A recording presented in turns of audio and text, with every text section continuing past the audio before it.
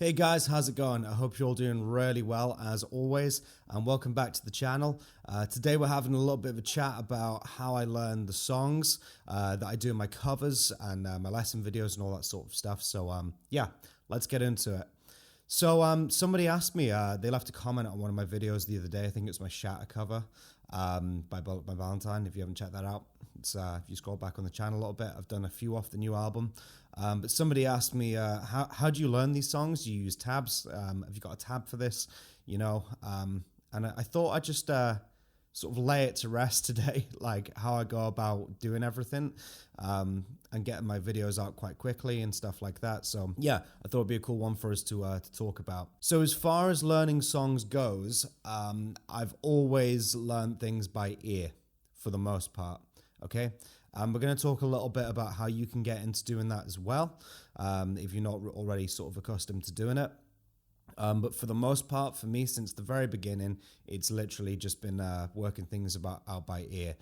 How do I go about doing that, though? That's the question, you know, because sometimes you put these songs on and the notes are coming at you at a million miles an hour. And especially with me, it's like information overload, right? Where do you start? How do you break things down and stuff like that? Because if you take a song, especially within the genre that we're all in, right, which is heavy metal for the most part, songs with that amount of notes in and chugging and galloping and, you know, complex rhythm sections and going into guitar solos and layering and all that sort of stuff, it can be a little bit intimidating to try and decipher what's going on. So the first thing that I would say in terms of the stuff that I do is it all comes down to knowledge of the bands that I cover, okay? And what do I mean by that? Well, for many years, I obsessed over the bands that I do on this channel, okay? So anything that I showcase, I've been listening to for a hell of a long time, okay? Apart new stuff aside, I guess. But the bands that I listen to, I've been listening to them for quite a long time. And what you do via doing that as a guitar player is you start to understand what sort of things these bands lean toward. Okay, so that's stuff like tunings, note selection, scales, you know, chords, even song structures as well. You start to kind of tap into what the band kind of lean toward and what makes their sort of signature sound, I guess you could say. So besides as well listening to the studio tracks and stuff, what I did for many years is watch as many live performances as possible. And that's what I've done with the select bands that I've done on my channel.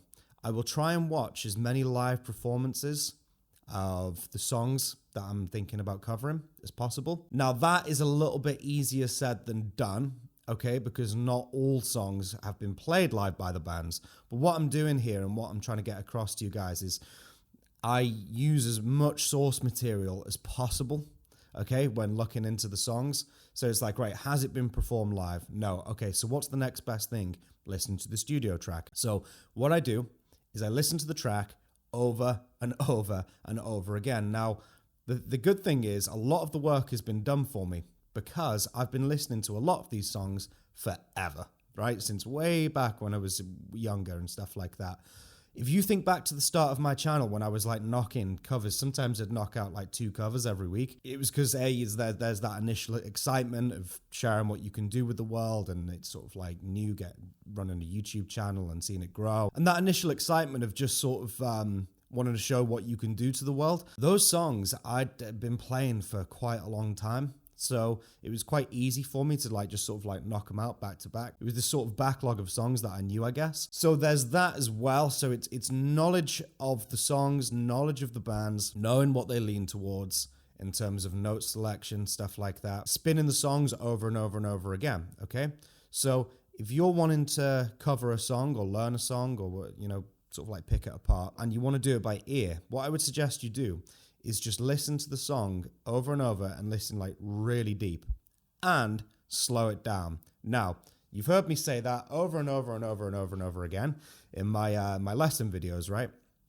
And if you'll notice in my lesson videos, I never play anything fully up to speed, yeah? I keep it nice and slow so you can hear what's actually going on and all the little articulations that make the songs what they are, right? So what I would say to you, there's lots of online generators where you can drag and drop songs in, okay? And you can slow them all the way down. Hell, you can even do it on YouTube if you want to. There's a little thing down the bottom in case you didn't know. A little thing down the bottom, you can pull the track all the way down to 0.75, 0.50, 0.25 speed, yeah? And that is really useful, especially when it comes to learning guitar solos. It's all well and good me saying, oh, well, I just know what the scales they're using and stuff like that. No.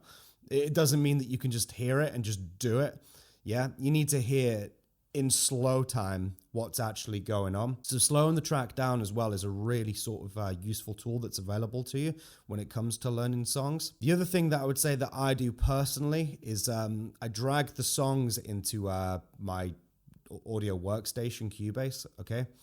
And what you're able to do is you're able to move the track around. And when you do that, you'll actually start to hear little things in there that you never ever noticed before.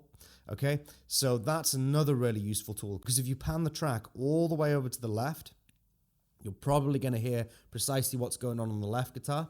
If you pan all the way over to the right, you're probably going to hear exactly what's going on with the right guitars, okay, because it's a full mix. There's lots of guitars going on, especially in this style of music, okay? And you'll start to hear like the added instruments in there. It's not absolutely perfect. It's not like as if you had all the stems, the individual tracks and stuff like that, and you can hear everything isolated. But when you move the track around, you're able to hear more clearly where certain things are sitting within the mix. So that's a really useful tool on its own as well. So, and it helps you to listen a little bit deeper and clock what's actually going on within the song. Yeah, so to knock that sort of little segment on its head there, knowing the bands and using as much source material as possible that's available to you. Another one that I do, if I haven't got a live performance to go by, because that's really useful because you can actually see what's going on, the way they're actually sort of playing stuff, where things are being played on the neck, yeah? There's multiple spots that you can play the same things on the neck as far as guitar goes. So it's really useful to actually see the players playing it, so you've got a good idea of where it's actually going on. If that's not available to you, or I guess me in this case, what I'll do is I'll go and find an isolated guitar track if I can. What do I mean by that? When Guitar Hero happened, there were all these isolated guitar tracks that people were able to pull off that game, and they stuck them online. Now, they're not all just from that game, but I know a lot of them did come from that, especially like the Metallica stuff. Yeah, there's loads of isolated Metallica stuff online. And what I'm able to do there is just hear the isolated guitars, no vocals, no bass, no drums or anything like that getting in the way. And you just hearing the guitar parts on their own, unhindered by any other instruments and stuff like that. And you're able to hear so much more clearly what's going on, and you'll be a little bit more precise in your transcription, okay? Another little bit of source material that's available to you is interviews. When I grew up, I listened to so many interviews and read as many interviews as possible because, like I said, I was literally just obsessed, with the bands that I was into and the guitar players. Like, I was really fascinated by their styles. And I guess it was that sort of... it was me being that inquisitive of it that sort of got me to this point where I can hear things and sort of understand what's going on. Like, I was really interested in the songwriting approach that they would sort of open up on and interviews and stuff like that. It really interested me. And if I could, especially like a Guitar World magazine or a Total Guitar magazine, wherever you are in the world where the guitar magazines are being sold, as soon as a player would start talking about their style and stuff like that and breaking it down, I'd like reread it over and over again because I wanted to really understand where they were coming from. So there's that first sort of segment, I guess you could say, when it comes down to source material. Yeah. Look into your bands. Yeah. Watch as many live performances as possible. Studio diaries, that's always really useful. Guitar tuition, like DVDs and stuff, if you're lucky to be into a band and the guitar players have done that sort of thing. When it came down to like Zakk Wylde, he done so many sort of guitar instructional things over the years. That one that I obsessed with over for years was the around the Shot to Hell era was Young Guitar. I think it's a Japanese company or something like that, and they get people in and they break songs down and stuff like that. So I'd watch it over and over and over again. And that stuff, it was just like, the more I watched it and the more I watched the way people were playing, the more and more it just started to like sort of like sink in to my head a little bit, and it's able to come out here, I guess you could say. And like I said, the other stuff there as well is just listen to the song over and over and over again. Yeah, the more and more you listen to it, the more things are going to bed in. The more deep you listen, especially in a good pair of headphones, the more you're going to hear what's actually going on, and you're going to be able to get a better idea of what's being played. So yeah, so that's that sort of segment. Source material. Read, watch, listen as much as you can to the stuff. Yeah, there's loads of stuff available to you online. And yeah, the bottom line on that one is just listen as deeply as you possibly can. So I guess the next thing for me to talk about would be, do I use tabs? And the answer to that would be, tabs are sort of more like a fallback for me, because I'm a little bit numerically screwed anyway when it comes to numbers, yeah? I can read tabs, I get how they work and stuff like that, but sometimes just too many numbers on a page, it just screws with my head. The other thing with tabs, and you're all going to agree with me on this one, hopefully, is a lot of the time, you shouldn't take them as gospel, okay? I will look at a tab as a last resort if I really, really can't figure out what's going on, okay? And where that comes from is when I was younger, I never had the internet at home. So if I wanted to print tabs off, I'd have to go to school, yeah? Annoy the teachers by not doing my work and go on ultimateguitar.com and all that and print tabs off. And if I got them home and they were wrong, that was it. It was just, and you know a wrong tab when you play it. A lot of the time, I get it home and yeah, it would be wrong. So I'd be screwed then. It's like, now what do I do? So I would be forced into like a box, if you like. I would really be forced into working things out by ear. I remember trying to look at some of the Load stuff, Metallica, which is like not the typical norm for them style-wise, because there's some strange layering going on those songs. And I remember just sitting with it thinking, this tab is wrong. So I was left to my own devices then at that point to go, right, okay, how do I think it's played? What would you do? Yeah. With the knowledge that I'd gained of Metallica at that point, for instance, what notes do they lean toward? Yeah. Where do they sort of sit on the fretboard? What have they done in other songs that are similar to this?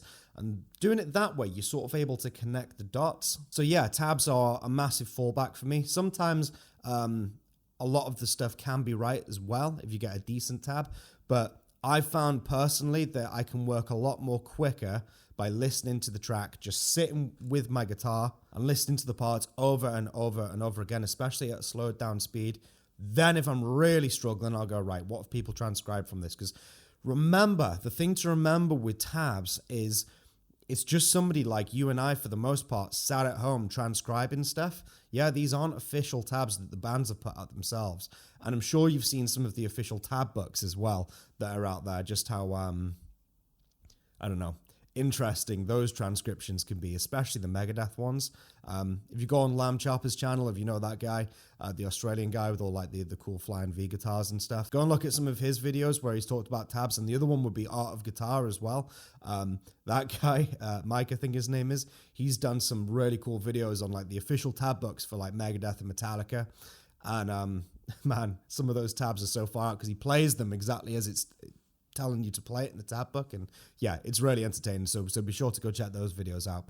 But yeah, don't take tabs as gospel, because even the official books, they're going to steer you in the wrong direction, okay? It's a common fact at that point. You are going to set yourself up for the best chance of success by doing the research rather than just looking for a tab and getting frustrated because it's wrong, because you need 6 fingers to play the damn thing, right? So there you go. There's my approach when it comes to like falling back on tabs and stuff like that. They're never a first port of call for me unless I'm really confused. I will always just sit with my guitar first and try and figure out what's going on. They are literally a last resort if I'm absolutely stuck. Another really useful thing as well, again, where you have to use your own discretion, a little bit like with tabs and stuff, is if you can't get a live performance of the band performing things, to see what's going on, is there's loads of guitar covers on YouTube. Chances are, if there's a song that you're into, somebody's probably already covered it already.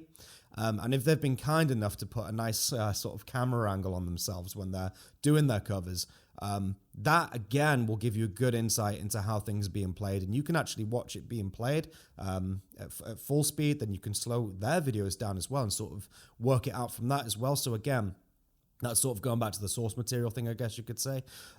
But again, that's a really useful resource as well. And I've done it a lot of times. Again, rather than falling back on tabs, I would rather see something being played and make my own mind up from there. Another thing that I want to talk about in terms of me learning the songs and stuff is I was very fortunate to have really good guitar lessons growing up. So there, I was able to learn quite a bit of theory, okay, be pointed in the right direction technique-wise, being able to spot bad technique in guitar players and stuff like that, because sometimes it's odd technique and understanding a guitar player's odd technique which will lead you into working out their riffs and stuff like that. So through the use of like guitar lessons and stuff like that, and I eventually ended up becoming a guitar teacher, okay, that's my day job now.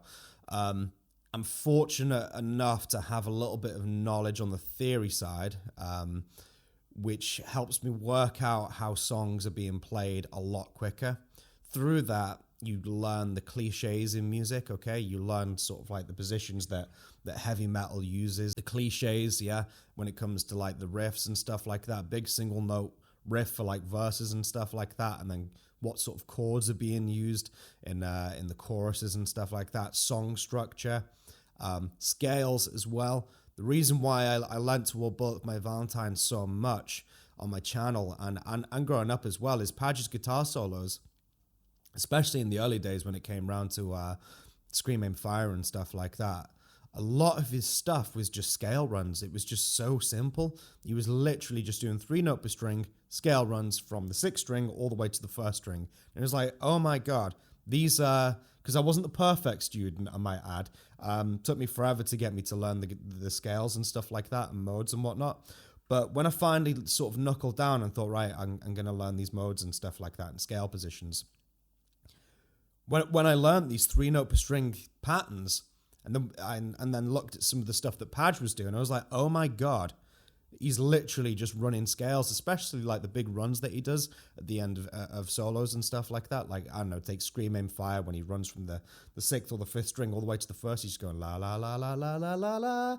Yeah, if you were to slow it down, you just hear a minor scale or a major scale or whatever scale he's using.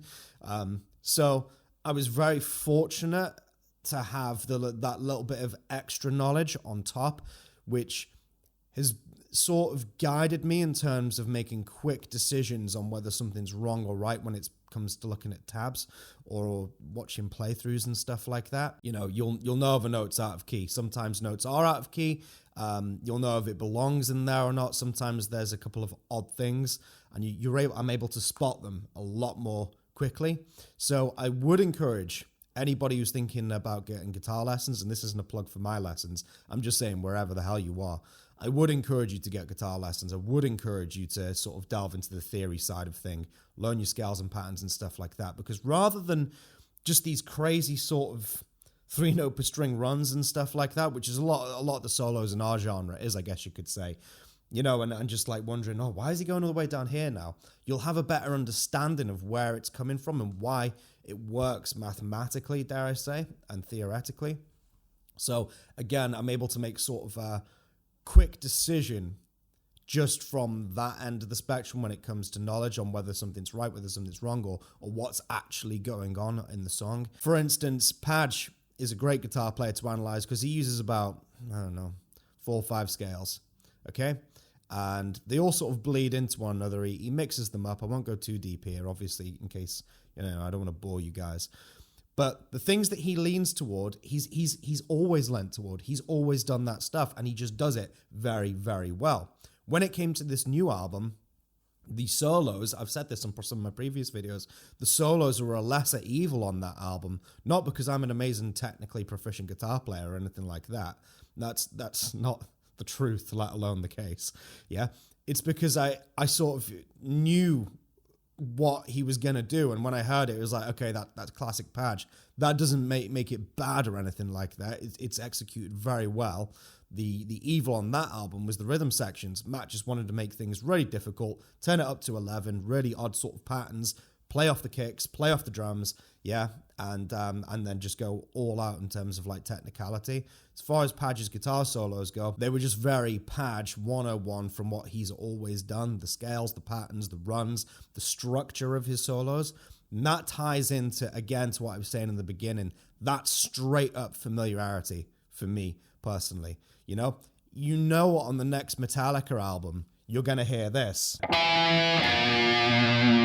At some point, Metallica is all about the big single note riffs and sort of those evil notes that go together, That is familiarity. So the more familiar you get with your bands, you're going to have a bigger chance of success when it comes to working these songs out by ear, because at that point it's just like, oh, they're just doing that again, because it's at the end of the day, you've only got 12 notes on the neck. Yeah, they're just playing the same notes and they're just sticking them in a different package. So yeah, so musical theory, that has been a massive help for me, and that is massively sped up learning these songs in terms of putting together what I know about the bands, what I know about the guitar players, a little bit of theoretical know-how, putting that together. It's made things a lot quicker and easier for me to understand. So a comment that somebody left on one of my videos the other day, which was the Shatter one, he said, can I practice this? When I said I learn everything by ear, like he said, is this some sort of skill? Like, how do I practice this? And it's dead easy, okay? I promise. Watch this. I've got sort of a test for you now, if you're new to this, okay? I want you to all to grab your guitars right now. Pause this video, grab your guitar, okay? I'll wait. Okay, you grabbed your guitar? Right, cool. I'm in standard tuning right now, so nothing weird going on in terms of tuning or anything like that. What I want you to do is find the next two notes that come after this, okay? You ready?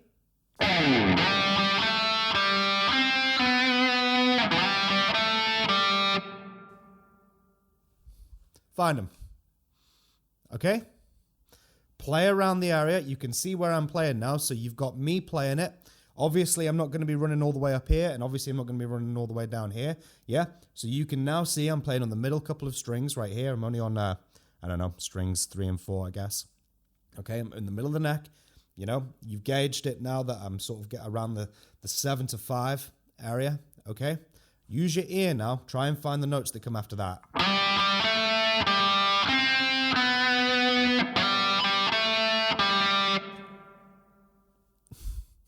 Yeah? And if anybody's saying, I don't know what tune that is, come on. Yeah, it's Happy Birthday, right? So, I mean, who hasn't heard that at that point, right? It's a silly example, yeah, but it's super simple, and it's a really good starting place when it comes to working things out by ear, yeah? Just start going. That's exactly what I'll do, and that's what I'll do. I'll start sort of... and I'll start trying to find those next couple of notes just by sort of playing around the scale pattern, I guess you could say, or just by sort of like playing around the neck and trying to find where those two notes are, yeah? Now, you know that you're waiting. Your ears heard that so many times, yeah? You are waiting for la, la, yeah? That's exactly what you're waiting for at the end. You're not waiting for anything else, yeah? So...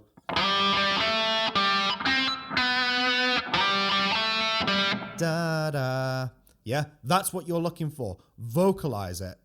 Yeah, just go la, la, and try and find that on the neck, okay? Now, if you guessed that, you would be correct, which is 7th fret, 3rd string, 5th fret, 3rd string.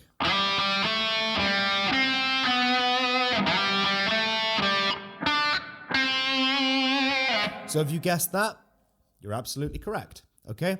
And there you go. That means that your ear is already in tune and you're able to sort of hear things, listen out for what's coming, know what you're expecting. Yeah, the cool thing about that as well is I didn't even play those last few notes for you to transcribe and try and figure out, okay? You already knew what was coming. You already knew in your sort of mind's ear, I guess you could say, what was coming next. And that is it. Tap into that. And it is that simple. So as far as like ear training and stuff like that goes, yeah, there's I don't know, there's probably courses and stuff like that you could take, and loads of different exercises, but just always have your guitar at hand. I used to tell my students this, just like have it with you while like, I don't know, you don't even need to be plugged in. Yeah, so like even if the TV's on or something, like an advert plays and there's a simple little melody and or something like that, and you know it, you just sit with your guitar and just go, you know, just like try and play along to what's happening and listen to as much music as you can and go, oh, I wonder where that sits on the fretboard. I'll give you another example of how your ear is probably a lot better than you think it is if you've not done a whole load of this, okay? Watch this. If I play this... what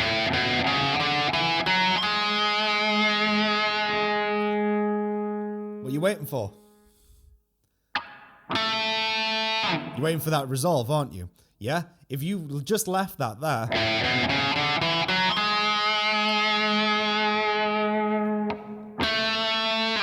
that's what you're waiting for. So your ear already knows what needs to come next. Yeah? So that kind of bleeds through into learning songs. Yeah? When you start learning a riff, yeah, and you know that riff, you're going to sort of preempt from the way it's moving, where it's going and where it's going to resolve itself. Like I said, there's nothing more annoying than that.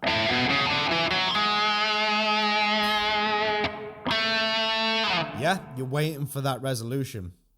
Yeah, automatically. Because you've heard that how many times? Yeah, and it's exactly the same when it comes down to learning songs.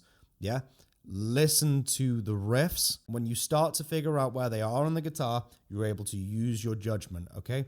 The other thing I would say as well is, you know, a lot of riffs, especially in this genre, a lot of it is like local to where you're playing. So if you're learning a riff, right, and the tab is telling you to go all the way down to the bottom of the neck, but you've been playing up here, and it just doesn't feel right, and it doesn't sound right, use common sense.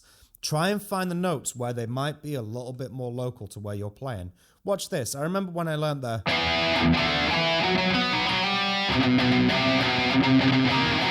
Master of Puppets pre-chorus, right? Yes, I didn't downpick it. I know. This is instructional, not demonstration, right? That on the tab that I looked at when I was a kid was down here. And not only did it not sort of feel right, the notes are right.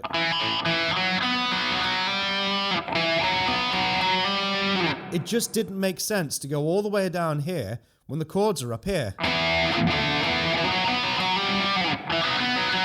then why would you come all the way back up here to go? Do you get what I'm saying? So if the notes aren't sitting right in a certain spot on the neck, use your judgment and try and find the same notes where they're a little bit more local to where you're playing on the neck, okay? Again, that is familiarity, the bands, I guess, and I don't know, just using common sense when it comes to guitar playing. I don't know about you guys, but I hate learning a riff that moves absolutely everywhere. I like to keep it as local as possible so I can get the most out of it. I don't know, economically with my fingers, you know, maximizing what notes are available to me without having to change position. So there you go. That's sort of my, I don't know, approach to learning by ear. Knowledge of the bands, source material, okay? Little bit of know-how when it comes to songwriting and notes and stuff like that. And just listening to the songs over and over and over. Some of the new Bullet stuff on the new album, I haven't listened to those songs enough in order to just knock out a cover. Some of them were pretty straightforward in terms of like note choice and rhythms and stuff like that, but there's a couple of odd ones on there with the rhythms a little bit all over the place. I need to give myself time for that to sink in. And like I said, when it looked like I was just knocking all these covers out in the very beginning of this channel, it's because I'd been playing those songs for ages. Granted, I had to spend like a little while working on them and getting them up to speed and stuff like that. Absolutely, 100%. But in terms of like the structure of the songs, the riffs, where they sat on the fretboard and stuff like that, there was very little work for me to do because I sort of already knew what was going on. It was just a matter of learning up to speed, recording it and stuff like that. Now, when it comes to a new song, it's putting all those components into play. Source material, listening to the song, yeah, knowledge of the guitar players, all that sort of stuff. But listening to it over and over and over and over again until eventually you hate it. Yeah. But that's kind of what it takes, just listening to it over and over. And eventually you sort of just know the song and you're not having to think about it when you're playing it, which is, I guess, what it all comes down to at the end of the day. So there you go, guys. There's my approach to learning songs by ear, how you can practice learning by ear, okay? Just take simple little melodies, start off simple, yeah, and fill in the gaps and stuff like that. Use your ear. It's probably a lot more tuned in than you might realize. And if you can just, if you find that you're a little bit stuck with tabs and you get frustrated because some of them are really wrong, if you can just sort of ease up and let go of some of the attachment to just going, oh, I'll look for a tab for that. Yeah. Make your own mind up. Listen to the track. You know, who do you like? Whose guitar playing do you enjoy? Matt Heffy, James Hetfield, Matt Tuck, Jim Root. I don't know. Yeah. What do those guys do? Yeah. I've named 4 guitar players there. And for each one of them, you'll hear a specific thing in your ear, or in your mind's ear, I guess you could say, not mind's eye, it'd be your mind's ear. Yeah. You're hearing something already that they lean toward doing. I say Jim Root and I'm thinking slidey noodly guitar. Na, na, na, na, na, na, na, da, da, da, da, da. Yeah. If I say James Hetfield, you know, you're just hearing down, down, down, down, down. That is the knowledge you've already gained of those guitar players. So use it. Yeah. What chords do they play? What scales do they play? What patterns do they play? If you don't know your scales, absolutely fine. But what patterns have they used before that sound similar to what they're playing on this particular song that you're looking into? Yeah, and I think you might be surprised at how much you know already without having to look at a tab and stuff like that, just from how much you've been listening to those songs and whatnot. So there you go. There's my approach to everything. I hope you've enjoyed this video. If there's anything else you want to know or anything I've missed, just leave it down in the comments for me below, or come drop me a message on Instagram. I am still doing one-off lessons as well as my month-to-month lessons. But if anybody wants to do like a one-off with me via Zoom, my email and website link is down below for you guys. And of course, if I don't see you beforehand, I hope you all have a very happy holiday season, Christmas, whatever the hell it is that you celebrate. But it ultimately just comes down to downtime and spending time with the people that matter to you, okay? If you're spending the Christmas period on your own, make sure that you stay busy, stay active. Yeah, don't just go and lock yourself away, you know, as hard as it can be. You know, I don't know, dive into one of my guitar lesson videos or something like that. Keep your brain active, keep your mind active, yeah. Use the downtime to maybe further a skill like on guitar and stuff like that. Further your ear training, something like that. If you use my videos for lessons that are on here, you're going to have to use ear training on that one because I don't use tabs for that, okay? You're going to have to watch what I'm doing and use your ear for it, okay? Which is, there you go. There's another good example of how you can get into using your ear to work out songs, okay? So yeah, guys, I hope you have some great time off. Yeah, and yeah, if I don't see you beforehand, which I'm not sure I will do a video, I hope you have wonderful holidays, and yeah, I guess I'm going to see you in the next video. It shouldn't be in the new year at that point, but in case it is, happy holidays, Christmas, all that. Successful new year to you all. Thank you so much for your support this year on the channel, of course.